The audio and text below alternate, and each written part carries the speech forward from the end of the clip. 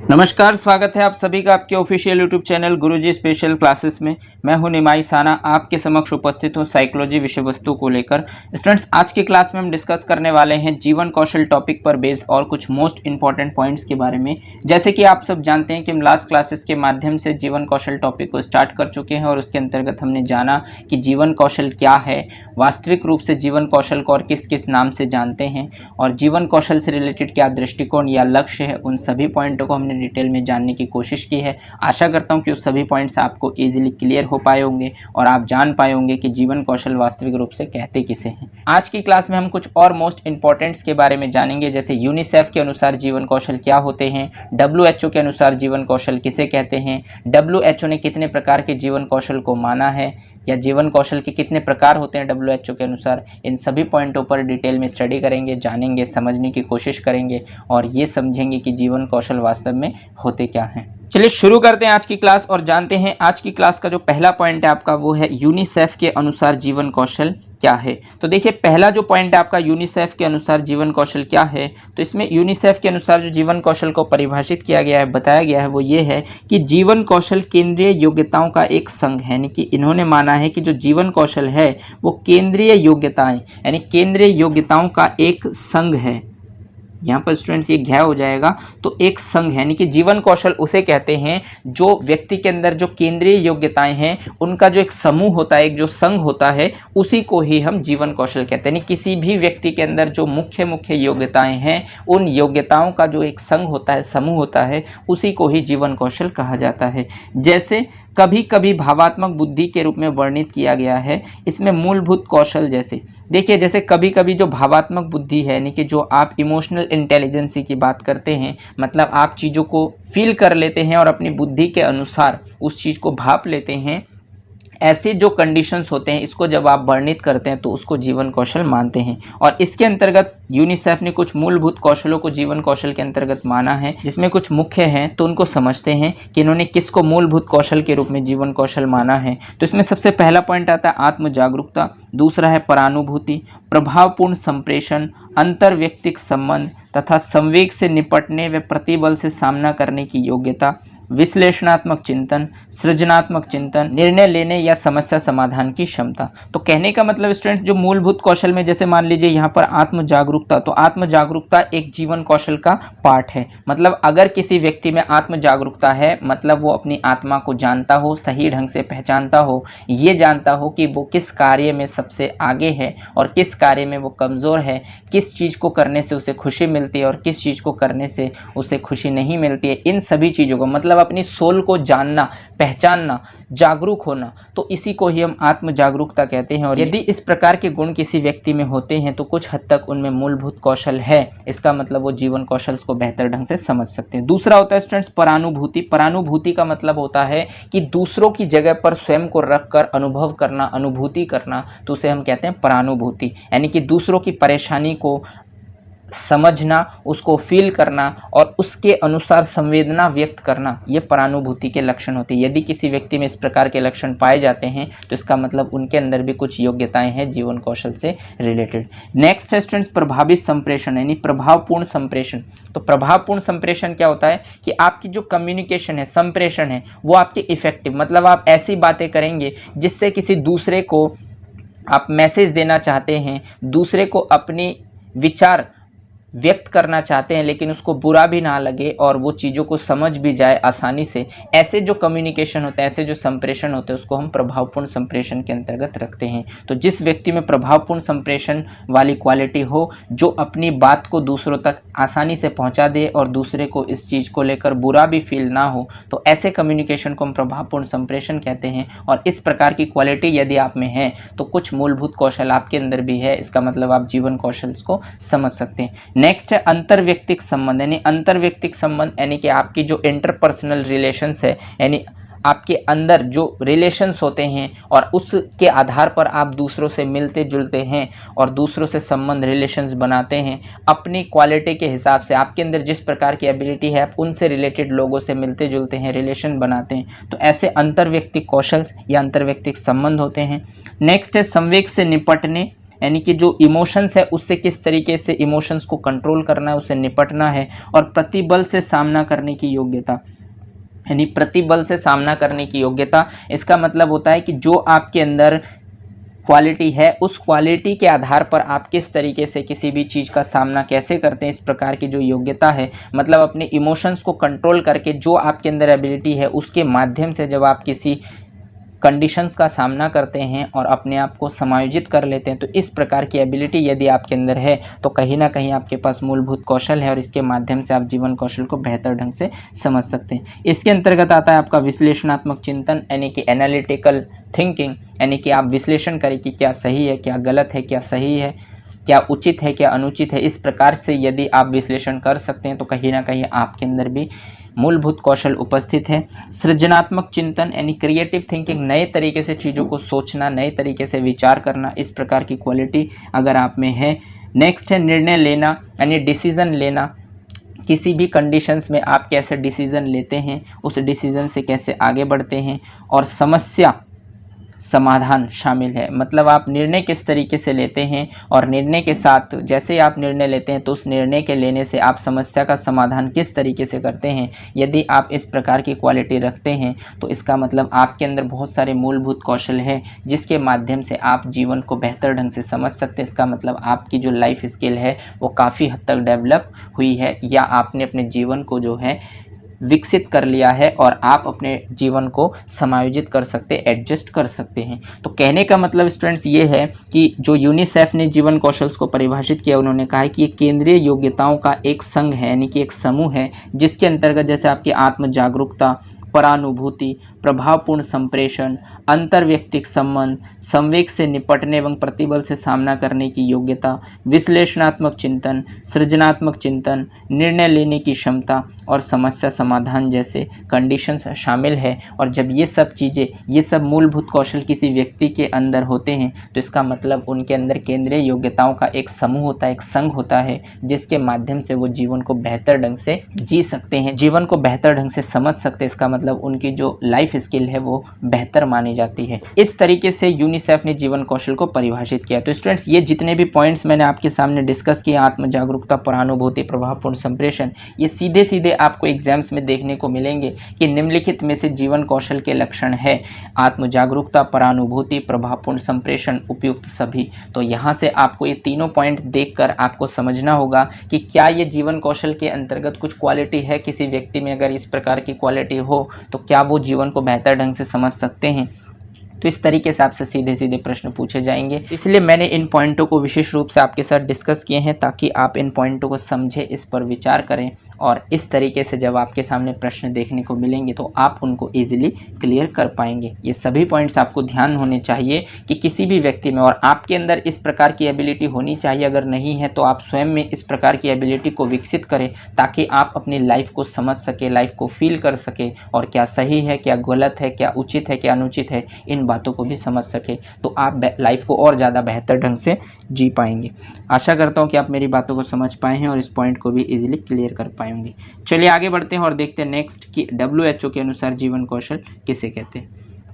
तो next point आपका है स्टूडेंट्स कि WHO के अनुसार जीवन कौशल है। WHO के अनुसार जो जीवन कौशल है स्टूडेंट्स वो ये है कि अनुकूलात्मक व सकारात्मक व्यवहार की वे योग्यताएं जो व्यक्ति को दैनिक जीवन की मांगे और चुनौतियों से संपूर्ण समायोजन को विकसित करने के योग्य बनाती है। देखिए, अनुकूलात्मक का मतलब होता है कि आप स्वयं को अनुकूल बना लेते हैं, किसी भी परिस्थिति में स्वयं को एडजस्ट कर लेते हैं। और सकारात्मक व्यवहार, यानी सकारात्मक का मतलब होता है कि आपका पॉजिटिव रवैया, यानी कहने का मतलब ये है कि आप किसी भी माहौल को यदि आप अनुकूलात्मक बना ले, एडजस्ट कर ले, और आपकी सोच पॉजिटिव हो, आपका व्यवहार पॉजिटिव हो, तो इस प्रकार की जो योग्यताएं हैं यदि आप में है तो इसका मतलब आप अपने दैनिक जीवन की जो भी मांगे हैं, जो भी डिमांड्स हैं, जो भी चैलेंजेस हैं, उनको संपूर्ण रूप से समायोजित कर सकते हैं, यानी कि उसको कम्प्लीटली एडजस्ट कर सकते हैं, या संपूर्ण रूप से समायोजन करने की जो योग्यता है वो विकसित कर सकते हैं। तो इसका मतलब ये है कि आपके अंदर जीवन कौशल है, मतलब आप अपने जीवन को बेहतर ढंग से जी सकते हैं, आप जीवन को समझते हैं और जीवन कौशल को भी समझते हैं अच्छे ढंग से। इसका मतलब आप अपनी लाइफ को बेहतर ढंग से जी सकते हैं, मतलब आप अपने लाइफ की स्किल को डेवलप कर चुके हैं। तो कहने का मतलब सिंपल सा ये है स्टूडेंट्स कि कोई भी व्यक्ति जो अपने दैनिक जीवन में जो उनकी मांगें होती हैं, जो चुनौतियां होती हैं, उन चुनौतियों को किस तरीके से समायोजित करते हैं, किस तरीके से एडजस्ट करते हैं, किस तरीके से अपने पॉजिटिव व्यवहार के आधार पर उसको हैंडल करते हैं। यदि इस प्रकार की क्वालिटी किसी व्यक्ति के अंदर हो कि अपने लाइफ के किसी भी चैलेंजेस से घबराते नहीं हैं, किसी भी सिचुएशन से जल्दी से घबराते नहीं हैं और उसको हैंडल करने की कोशिश करते हैं, उसे एडजस्ट कर लेते हैं, उसके पॉजिटिव सोच के हिसाब से, पॉजिटिव बिहेवियर के आधार पर उसको ईजिली हैंडल कर लेते हैं, तो इसका मतलब उस व्यक्ति में जीवन कौशल है, यानी कि वो अपने जीवन को बेहतर ढंग से जी सकते हैं, अपने जीवन को बेहतर ढंग से समझते हैं और उसको एडजस्ट कर सकते हैं और वो अपने लाइफ में किसी भी सिचुएशंस में आगे बढ़ सकते हैं। इसका मतलब उनकी जो स्किल है वो लाइफ को लेकर वो डेवलप हो चुकी है। तो इसी को ही जीवन कौशल मानते हैं WHO। आशा करता हूं कि आप मेरी बातों को समझ पाएँ और WHO के अनुसार जो जीवन कौशल है उसको भी समझ पाएंगे। चलिए आगे बढ़ते हैं और देखते हैं नेक्स्ट पॉइंट, आपके जीवन कौशल के प्रकार। तो स्टूडेंट्स, जीवन कौशल को आप समझ पाए होंगे कि जीवन कौशल कहते किसे हैं और जीवन कौशल के और अन्य क्या क्या नाम है। यूनिसेफ ने जीवन कौशल किसको कहा है, WHO ने जीवन कौशल किसको कहा है, इन सभी बातों को आप समझ पाए होंगे और वास्तविक रूप से आप जान पाए होंगे कि जीवन कौशल क्या है और हम इस टॉपिक को क्यों पढ़ रहे हैं, इसका क्या रोल है हमारी लाइफ से। ठीक, अब हम जानेंगे कि जीवन कौशल के क्या प्रकार हैं। तो जीवन कौशल के प्रकार में जो पहला पॉइंट आपका बनता है स्टूडेंट्स, वो ये बनता है कि WHO ने, यहाँ पर स्टूडेंट थोड़ा सा टाइपिंग एरर है, WHO ने जीवन कौशल के 10 प्रकार बताए हैं। देखिए, WHO के अनुसार आपसे सीधा सीधा प्रश्न पूछा जा सकता है कि WHO के अनुसार जीवन कौशल कितने प्रकार के होते हैं। तो WHO के अनुसार जो जीवन कौशल है वो 10 प्रकार के होते हैं। अब कौन कौन से होते हैं वो यहाँ पर निम्न है, अभी हम उन पर डिस्कस करेंगे। तो इसके अंतर्गत आपसे सीधा सीधा एग्जाम्स में प्रश्न पूछा जा सकता है कि WHO के अनुसार जीवन कौशल कितने प्रकार के होते हैं। तो आप ध्यान रखेंगे कि WHO के अनुसार जीवन कौशल 10 प्रकार के होते हैं। अब कौन कौन से होते हैं इनको भी समझते हैं। तो पहला पॉइंट आता है आपका समानुभूति, यानी कि जिसको हम इंग्लिश में कहते हैं एम्पैथी। तो समानुभूति मतलब स्वयं को दूसरों की जगह पर रखकर अनुभव करना, इसे समानुभूति कहते हैं। यानी कि दूसरे जो फील करते हैं उसको स्वयं भी फील करना, इसी को ही हम समानुभूति कहते हैं। तो ये जो है जब WHO के अनुसार पहला जीवन कौशल का टाइप है, जिसमें पहला पॉइंट आपका है समानुभूति। दूसरा पॉइंट आता है समस्या समाधान, यानी समस्या समाधान, प्रॉब्लम सॉल्विंग। कहने का मतलब ये स्टूडेंट्स कि आपके डेली लाइफ में दिन प्रतिदिन में कुछ ना कुछ नीड्स आपकी होंगी, कुछ ना कुछ चैलेंजेस आपके सामने देखने को मिलते हैं। अब आप उन चैलेंजेस को किस तरीके से डिसाइड करते हैं और उस चैलेंजेस को किस तरीके से सॉल्व करते हैं, उस प्रॉब्लम को किस तरीके से सॉल्व करते हैं, ये आपके ऊपर डिपेंड करता है। यदि आप लाइफ स्किल को बेहतर ढंग से जानते हैं, बेहतर ढंग से समझते हैं, तो आप किसी भी सिचुएशंस में घबराएंगे नहीं और पॉजिटिव रहकर जो है आप अपनी प्रॉब्लम को सॉल्व करने की कोशिश करेंगे। यदि इस प्रकार की एबिलिटी आपके अंदर है तो इसका मतलब आपको लाइफ को लेकर जो स्किल्स है वो आपकी काफ़ी हद तक विकसित हो चुकी है। तो ये आपका दूसरा टाइप है प्रॉब्लम सॉल्विंग। तीसरा पॉइंट आपका बनता है कि निर्णय लेना, यानी कि डिटरमाइन, यानी निर्णय लेना। क्योंकि कोई भी प्रॉब्लम्स आपके सामने आ सकती है तो उन प्रॉब्लम से रिलेटेड उसके नेगेटिव इफ़ेक्ट और उसके पॉजिटिव इफ़ेक्ट होते हैं। आप कौन सा निर्णय लेंगे जिससे आपका कार्य बेहतर ढंग से हो सके और आपको कम से कम नुकसान हो और ज़्यादा से ज़्यादा आपको बेनिफिट हो, इस प्रकार की चीज़ों पर एनालिसिस करना और अपना एक सही डिसीज़न लेना, ये दर्शाता है कि उस व्यक्ति में किस प्रकार की लाइफ स्किल डेवलप हुई है। तो ये WHO ने जो तीसरा टाइप बताया है जीवन कौशल का वो ये है कि निर्णय लेना, यानी डिटरमाइन। डिटरमाइन बहुत ज़्यादा ज़रूरी है। यदि आप निर्णय ले सकते हैं तो इसका मतलब आप जो है अपने लाइफ को बेहतर ढंग से एडजस्ट कर सकते हैं। इसके अंतर्गत नेक्स्ट पॉइंट आपका बनता है स्टूडेंट्स समालोचनात्मक सोच, यानी समालोचनात्मक सोच का मतलब होता है आपकी क्रिटिकल थिंकिंग। यानी क्रिटिकल थिंकिंग इस प्रकार की कंडीशंस है और उस कंडीशंस के अंतर्गत आपको किस तरीके की सोच विकसित करनी है, किस तरीके से उस कंडीशन से बाहर निकल सकते हैं, इस प्रकार की जो सोच है ऐसी सोच होनी चाहिए जिससे आपको भी ज़्यादा नुकसान ना हो और दूसरे को भी हानि ना पहुँचे। तो इस प्रकार की जो सोच है उसको हम कहते हैं समालोचनात्मक सोच, यानी क्रिटिकल थिंकिंग। और ये भी आपके WHO के अनुसार जीवन कौशल का एक टाइप है। यदि किसी व्यक्ति में क्रिटिकल थिंकिंग करने की क्षमता विकसित है तो इसका मतलब वो अपने जीवन को और ज़्यादा बेहतर ढंग से एडजस्ट कर सकते हैं। चलिए आगे बढ़ते हैं और देखते हैं नेक्स्ट पॉइंट आपसे क्या कहता है। नेक्स्ट पॉइंट आपका स्टूडेंट्स पांचवा स्वजागरूकता। स्वजागरूकता यानी कि सेल्फ रियलाइजेशन। सेल्फ रियलाइजेशन क्या होते हैं? तो स्वजागरूकता, देखिए सेल्फ रियलाइजेशन मतलब स्वयं को किसी भी कंडीशंस में रखकर रियलाइज़ करना, स्वयं को जानना कि आपके अंदर क्या क्वालिटी है, क्या एबिलिटी है, क्या डिसएबिलिटी है, आपके अंदर क्या मजबूत पक्ष है, क्या कमज़ोर पक्ष है। यदि आप ये जानते हैं, स्वयं को बेहतर ढंग से समझते हैं, स्वयं को जानते हैं, तो आप अपने कमज़ोर पक्ष को भी मजबूत बना सकते हैं। तो ये बहुत ज़्यादा ज़रूरी है। यदि आप जानते हैं तो इसका मतलब आप अपने अंदर परिवर्तन करेंगे और आप अपने आप को और ज़्यादा इम्प्रूव करेंगे। इसका मतलब जितना ज़्यादा आप इम्प्रूव करेंगे उतना ही आपकी लाइफ बेटर होती जाएगी। इसका मतलब आप उतना ही ज़्यादा आप लाइफ को समझ पाएंगे और लाइफ को बेहतर ढंग से जी पाएंगे। तो ये स्व जागरूकता जो है बहुत ज़्यादा इंपॉर्टेंट है, ये भी आपके अंदर होनी चाहिए। नेक्स्ट पॉइंट आपका बनता है स्टूडेंट तनाव का प्रबंधन, यानी तनाव का प्रबंधन। तो मैनेज स्ट्रेस, देखिए मैनेज स्ट्रेस ये जो है बहुत ज़्यादा इंपॉर्टेंट है। बहुत सारे लोग इस चीज़ को नहीं कर पाते हैं कि कैसे स्ट्रेस को मैनेज करें।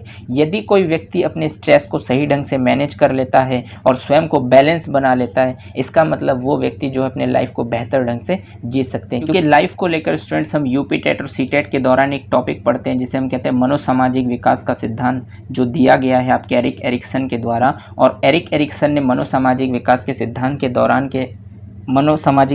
सिद्धांत के दौरान उन्होंने बताया है कि इंसान की जो लाइफ है वो एक संघर्षी जीवन होता है और इंसान हर पल अपने जीवन में संघर्ष करता है। तो कहने का मतलब देखिए, संघर्ष तो आपकी लाइफ में होंगे और इस दुनिया में कोई भी व्यक्ति वो अपने आप से खुश नहीं होता। लेकिन कोई भी व्यक्ति यदि खुद को समझता हो, खुद को जानता हो और अपनी लाइफ स्किल को डेवलप कर चुका हो, तो वो व्यक्ति फिर अपने आप को किसी भी माहौल में एडजस्ट कर सकता है और वो व्यक्ति कभी भी दुखी नहीं होता, क्योंकि वो दुखी सिचुएशन में भी खुद को पॉजिटिव बना लेता है और स्वयं को एडजस्ट कर लेता है। तो तनाव का प्रबंधन बहुत ज़्यादा ज़रूरी है, क्योंकि आज के समय में स्ट्रेस बहुत ज़्यादा है और स्ट्रेस को किस तरीके से मैनेज करना है, ये चीज़ यदि आपके अंदर है तो इसका मतलब आप लाइफ स्किल को बेहतर ढंग से समझ सकते हैं। फॉर एग्जाम्पल के लिए मैं आपको बताना चाहूँगा यहाँ पर स्टूडेंट्स की, जैसे मान लीजिए आप सुपर टेट की तैयारी कर रहे हैं। बहुत सारे स्टूडेंट्स ऐसे हैं जो BEd करे हुए हैं, कुछ DLEd करे हुए हैं। अब ये जो बच्चे जो भी आप सुपर टेट की तैयारी कर रहे हैं, आप कभी कभी डीमोटिवेटेड भी हो जाते हैं,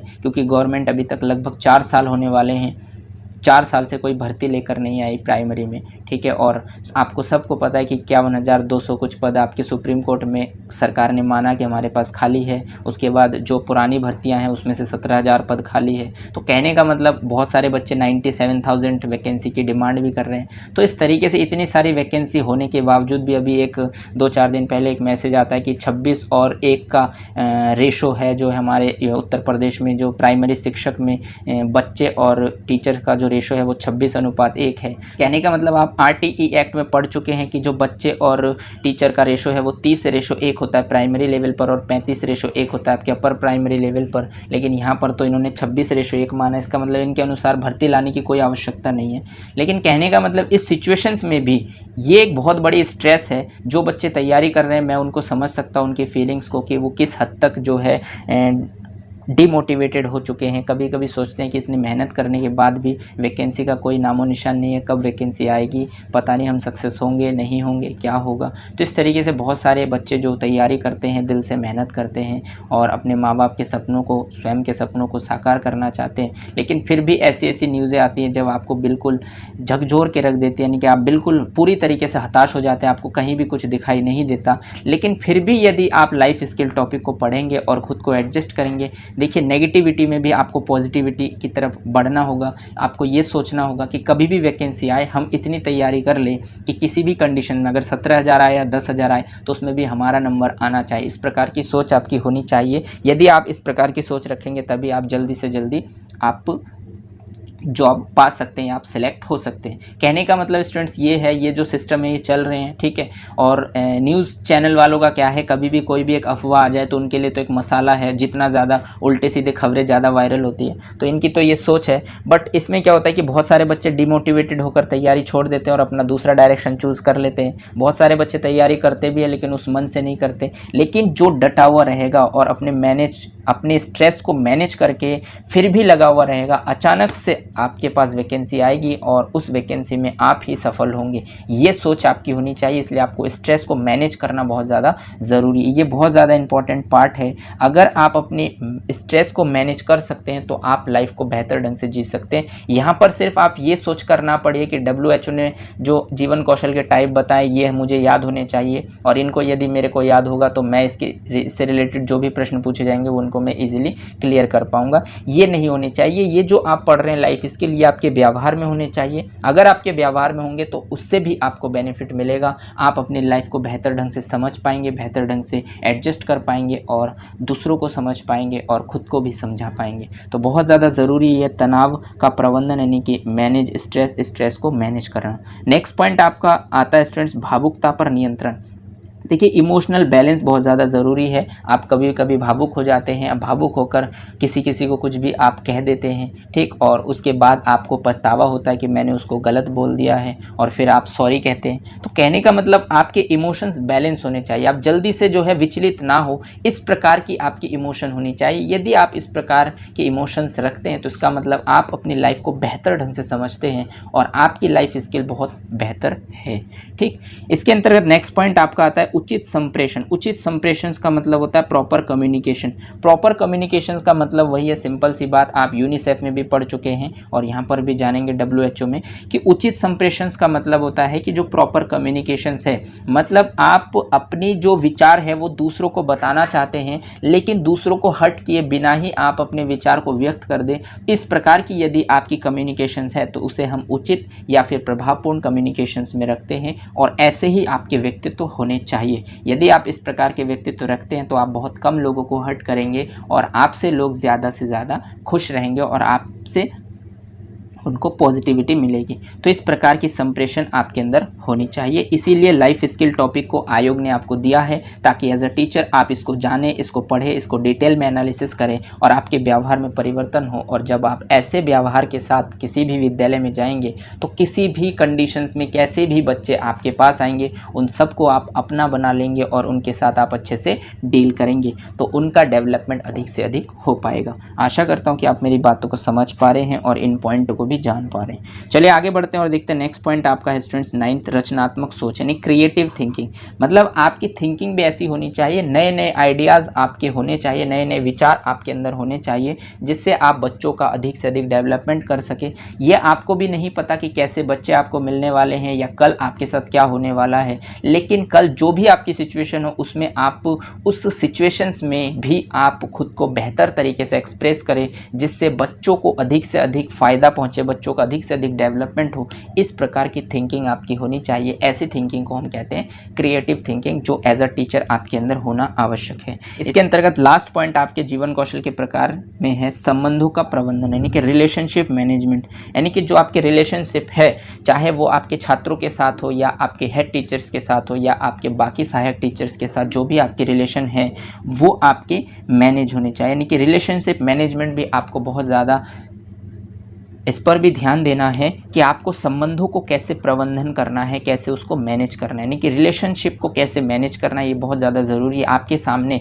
आपके साथ जितने भी लोग जुड़ेंगे वो अलग अलग रिलेशंस के साथ आपके साथ जुड़ेंगे, तो उन सभी के साथ आपके रिलेशंस कैसे होने चाहिए, उनको आप किस तरीके से हैंडल करेंगे, किस तरीके से मैनेज करेंगे ताकि किसी को भी कोई प्रॉब्लम ना हो, कि कोई आपसे ना हर्ट हो। तो इस प्रकार के कंडीशंस भी आपके अंदर होने चाहिए। तो स्टूडेंट्स WHO ने जीवन कौशल के 10 प्रकार बताए हैं। वैसे तो जीवन कौशल के बहुत सारे प्रकार होते हैं, यूनिसेफ के अनुसार भी, WHO के अनुसार भी, यूनेस्को के अनुसार भी बहुत सारे लाइफ स्किल के पार्ट्स हैं, लेकिन जो WHO से रिलेटेड जो 10 मुख्य इंपॉर्टेंट है जिनको उन्होंने माना है उनको मैंने आपके सामने रखने की कोशिश की है। आशा करता हूँ कि इन 10 टाइप को जानने के बाद आप समझ पाए होंगे कि एक व्यक्ति में यदि इस प्रकार के सभी गुणों का एक समूह होगा तो वो अपनी लाइफ को बेहतर ढंग से जी पाएंगे और उनके लाइफ से दुखों का जो एक बड़ा सा भाग है वो कुछ हद तक कम हो जाएगा। स्वयं को खुश रखने की कोशिश करेंगे और स्वयं को जानेंगे और दूसरों को समझेंगे और किसी को भी हर्ट नहीं करेंगे। इस प्रकार की क्वालिटी आपके अंदर विकसित